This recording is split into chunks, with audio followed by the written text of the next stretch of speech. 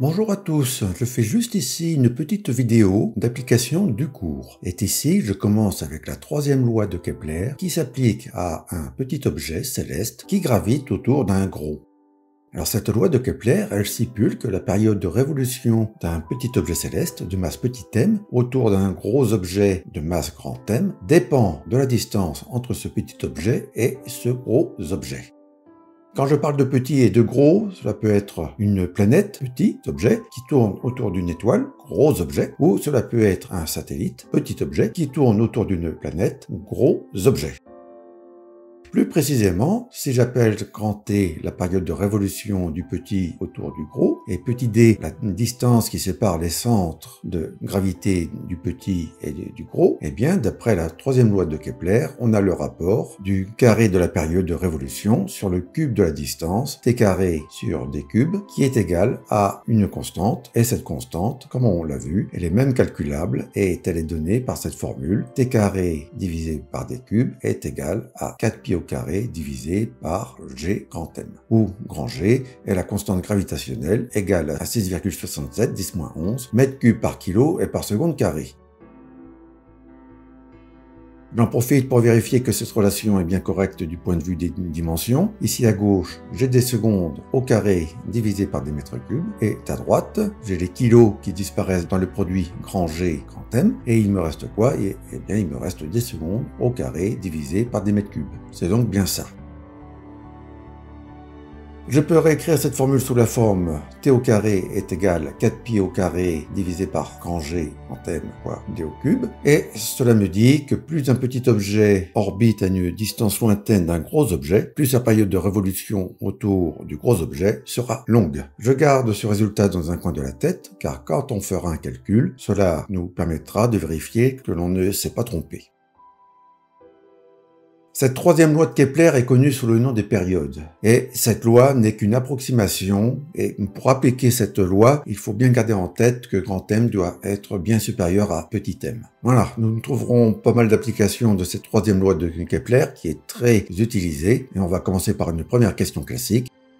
Eh bien, on va essayer de se trouver la masse de la Terre et sa densité moyenne. Pour cela, on va utiliser la Lune, qui est le satellite naturel de la Terre, et qui tourne autour de la Terre en un mois lunaire, c'est-à-dire en 27 jours. On se donne aussi la distance moyenne Terre-Lune, la Terre et la Lune étant assimilées ici à des points, et cette distance est de 384 400 km. Dans cette distance, on ne tient pas compte des rayons de la Terre et de la Lune, puisque ceux-ci sont assimilés à des points. Donc j'écris t au carré divisé par d au cube est égal à 4 pi au carré divisé par gm. L'inconnu, c'est grand M, masse de la Terre, et la masse de la Lune n'intervient pas. C'est une approximation, on en rediscutera après. Bon, j'écris grand M égale 4 pi au carré divisé par grand G multiplié par d au cube divisé par t au carré. Grand G, la constante gravitationnelle, égale à 6,67 10-11 mètres cubes par kilo et par seconde carré. Et pour l'application numérique, je n'oublie pas de tout convertir dans les unités du système international. Et j'obtiens une masse de 6,15 10 puissance 24 kg. Maintenant, calculons la densité. Pour cela, j'ai besoin de calculer le volume de la Terre. Et la Terre, c'est une sphère de rayon grand R. Et pour grand R, je prends grand R égale à 6370 km. Et cela me fait un volume de 1,08 10 puissance 21 mètres cubes. Maintenant, calculons la masse volumique. Rapport de la masse au volume, cela me donne une masse volumique de 5688 kg par mètre cube, soit une densité d'environ 5,7.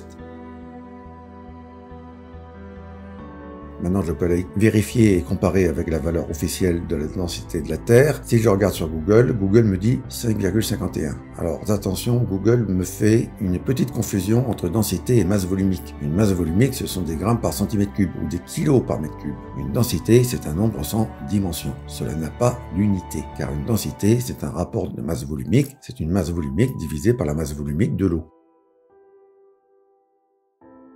Bon, en tout état de cause, je vois que dans ce calcul, on a un peu surestimé la masse volumique de la Terre. C'est qu'ici, on a utilisé une forme approximative de la loi de Kepler. La Lune a un rayon de 1734 km qui représente 27% du rayon de la Terre. En supposant que la Lune a la même densité que la Terre, on peut calculer le rapport de masse de la Lune à celle de la Terre. Donc le rapport petit m sur grand M, cela nous donne ceci. Cela veut dire que la masse de la Lune représente 2% de la masse de la Terre. Alors une forme un peu plus exacte de la troisième loi de Kepler, dans ce cas, c'est d'écrire T au carré égale 4pi au carré divisé par grand G fois, entre parenthèses, grand M plus petit m, et fois D au cube. Donc ce qui change, c'est qu'on a grand M plus petit m qui est égal à 6,15 10 puissance 24 kg, qui est l'ancienne valeur que l'on avait calculée pour la Terre. Et comme la masse de la Lune, petit m, c'est 2% de la masse de la Terre, eh bien, la masse de la Terre, eh bien, est un petit peu plus faible que ce que l'on avait calculé. Donc on divise la masse de la Terre initialement calculée par 1,02 et ça nous donne ceci. Et voilà. Et si je recalcule la densité de la Terre, eh bien ça me fait 6,03 10 puissance 24 kg et au final une densité de 5,58 qui est une valeur un peu plus proche de la valeur officielle de 5,51. Donc on aurait pu encore affiner les choses, mais la densité de la Lune n'est pas tout à fait la même que celle de la Terre. Car la Lune a un noyau métallique qui est plus petit que celui de la Terre. Voilà, c'est fini pour cette petite vidéo d'application de la troisième loi de Kepler que l'on a appliquée au système Terre-Lune. On fera d'autres exercices là-dessus. À bientôt!